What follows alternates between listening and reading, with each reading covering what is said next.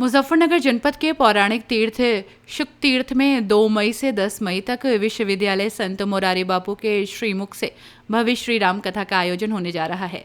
ये उनकी 977वीं राम कथा होगी, जबकि शुक तीर्थ में ये उनका छठा आगमन माना जा रहा है। आयोजन समिति द्वारा जानकारी दी गई है कि कथा का शुभारंभ 2 मई को शाम 4 बजे से होगा। इसके बाद शेष दिनों में कथा प्रतिदिन प्रातः 10 बजे से दोपहर 1:30 बजे तक आयोजित की जाएगी। शहर के रुड़की रोड स्थित एक रेस्टोरेंट में आयोजित प्रेस वार्ता में बताया गया कि इस कथा का मुख्य उद्देश्य मानव जीवन का आत्मिक उत्थान और आध्यात्मिक चेतना का विस्तार है।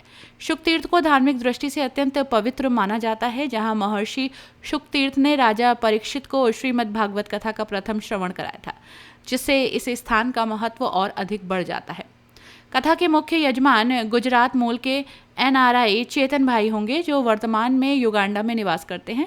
आयोजकों के अनुसार इस आयोजन में भारत के साथ साथ अमेरिका, इंग्लैंड, केन्या समेत कई देशों से श्रद्धालुओं के पहुंचने की संभावना है।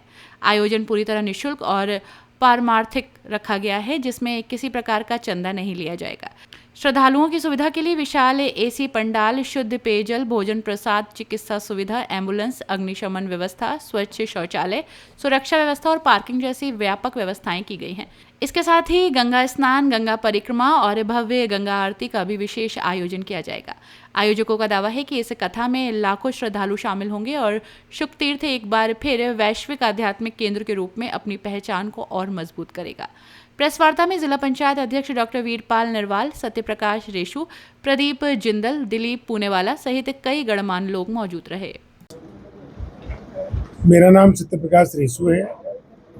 आप प्रदीप जिंदल जी हैं, आप ज्ञानेंद्र गर्ग जी हैं, आप अमित पटपटिया जी हैं। और आज की जो प्रेस कॉन्फ्रेंस का आयोजन है, ये मुरारी बापू की जो कथा शुक तीर्थ में 2 मई से 10 मई तक होने जा रही है, उसके संबंध में बुलाई गई है। किस तरह की कथा होने वाली है, क्या व्यवस्थाएं हैं?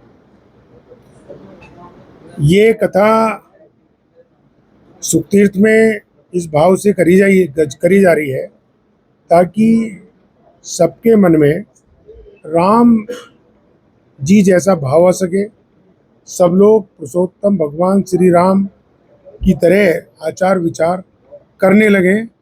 और व्यवस्थाएं वहाँ पे AC पंडाल बनाया गया है, लोगों के आने जाने की व्यवस्था करी गई है, ठहरने की व्यवस्था करी गई है, भोजन की व्यवस्था करी गई है, पानी की व्यापक व्यवस्था करी गई है। किसी को भी सुरक्षा को लेके, गंगा स्नान को लेके, गंगा आरती को लेके, है ना, अपने सूज रखने को लेके किसी तरह की दिक्कत ना आए, सारी व्यवस्थाएं राम कथा समिति ने की है। समय और दिन किस तरह? 2 मई को कथा का समय 4:30 बजे से 7:30 बजे तक रहेगा और शेष दिनों में 3 मई से 10 मई तक प्रातः 10 बजे से दोपहर 1:30 बजे तक रहेगा। डिजिटल भी है और जो पेपर के रूप में भी है। हो सकता है आप लोगों में से बहुत सारे लोगों को निमंत्रण ना पहुंचे।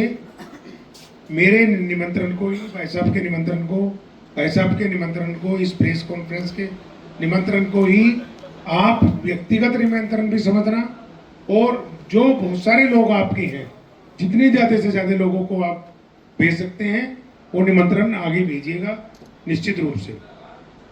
साउंड की व्यवस्था बहुत अच्छे से करी गई है ताकि कथा AC पंडाल के कथा में बैठने में कोई आपको दिक्कत ना आए, गर्मी ना लगे और आपका ध्यान पूरी तरीके से कथा में लगा रहे, अपने जीवन को सुधारने में लगा रहे, जो महाराज जी का उद्देश्य है। अपनी राय हमें कमेंट बॉक्स में ज़रूर दें। ऐसे ही लेटेस्ट अपडेट्स के लिए हमारे चैनल रॉयल बुलेटिन को लाइक, शेयर और सब्सक्राइब करना ना भूलें।